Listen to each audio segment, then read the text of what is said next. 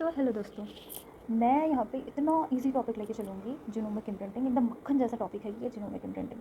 तो को इतना मज़ा आएगा। तो जीनोमिक इम्प्रिंटिंग क्या होती है? इम्प्रिंटिंग का मतलब होता है सिंपल सादा सा हमारा टैटू, ठीक है, या फिर छाप छाप छोड़ देना। तो जीनोमिक मतलब जीन में छाप छोड़ देना, ठीक है। हमारे जीन में छाप छोड़ दी गई है। हमारे बॉडी में जीन्स कहाँ से आते हैं? मम्मी या पापा के थ्रू आते हैं।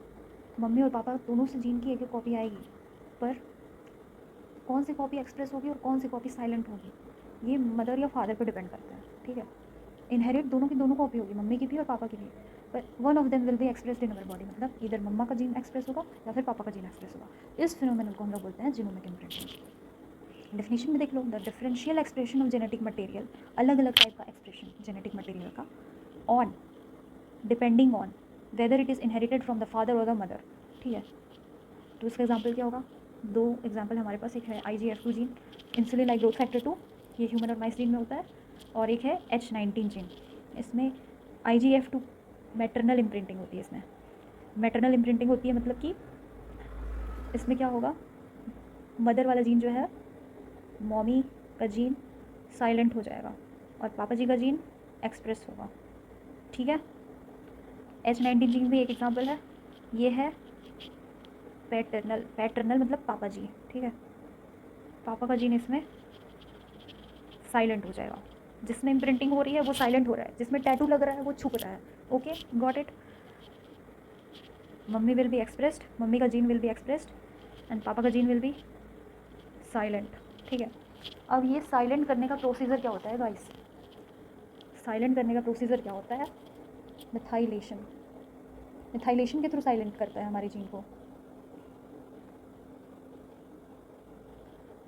मिथाइलेशन कहाँ पे होगा? हमारे पास क्या होते हैं जीन में? Nitrogen bases. इसमें से एक आप जानते होंगे क्या होता है हमारा? साइटोसिन। साइटोसिन के C5 कार्बन पे आके हम ऐड कर दिए मिथाइल ग्रुप, तो ये क्या कहलाएगा? 5 मिथाइल साइटोसिन। ये हो गया हमारा DNA का मिथाइलेशन, ठीक है। जहाँ पे मिथाइलेशन हो गया वो जीन क्या हो गया हमारा? इम्प्रिंट। इम्प्रिंट हो गया मतलब नो एक्सप्रेशन। नो एक्सप्रेशन दे रहा है मतलब कि ये हो जाएगा साइलेंट।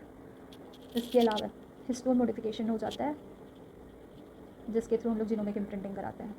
वेरी इजी गाइस, बहुत फुद्दू सा कंसेप्ट है और इसमें साथ साथ क्वेश्चन सॉल्व हो गए PYQ के CSI और नेट में। अब क्या होता है, जो मैमल्स होता है ना, उसमें मिथाइलेशन जो होता है, जर्म सेल्स में मिथाइलेशन को क्या कर दिया जाता है? इरेज कर दिया जाता है, ठीक है। फिर जब ये गैमेट फॉर्मेशन होगा ना, गैमेट फॉर्मेशन के टाइम पे वापस से मिथाइलेशन कराएंगे, रीमिथाइलेशन। और इस दौरान जो हमारा स्पर्म होता है, स्पर्म, और जो हमारी एग होती है, एग सेल, दोनों में अलग अलग मिथाइलेशन होगा, अलग अलग। आइडेंटिकल टाइप का कभी नहीं होगा, क्योंकि एक क्वेश्चन बना था स्टेटमेंट बेस्ड कि आइडेंटिकल टाइप का भी इसमें मिथाइलेशन होता है क्या स्पर्म और एग सेल में? तो नहीं, नहीं होता है। दोनों में डिफरेंट डिफरेंट लेवल के मिथाइलेशन होंगे, ठीक है। अब ये एक टाइप का इम्प्रिंटिंग, एक टाइप का कह सकते हैं कि एपिजेनेटिक फिनोमेनन है, ठीक है गाइस।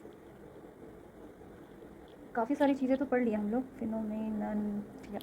एक और था कि ये टिश्यू स्पेसिफिक होता है।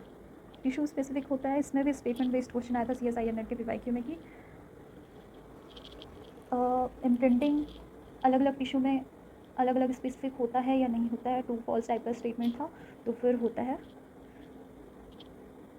एक एग्जांपल हमारे पास बहुत अच्छा, 15th क्रोमोसोम का इम्प्रिंटिंग के लिए। इसमें 15th क्रोमोसोम में पैटर्नल इम्प्रिंटिंग भी होती है और मैटरनल इम्प्रिंटिंग भी होती है।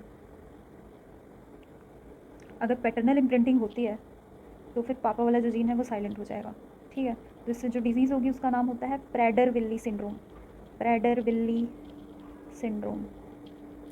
और मदर वाली जीन अगर इम्प्रिंट हो जाएगी तो उसको कहते हैं एंजलमैन सिंड्रोम या फिर एंगलमैन सिंड्रोम, जो भी कह लो।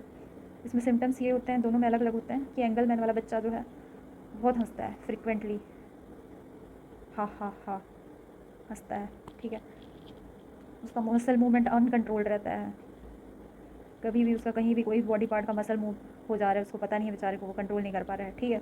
उसको कभी भी सीजर्स आ जाएंगे, अनयूजुअली झटके आएंगे, ठीक है, बड़ा सा मुँह रहेगा उसका।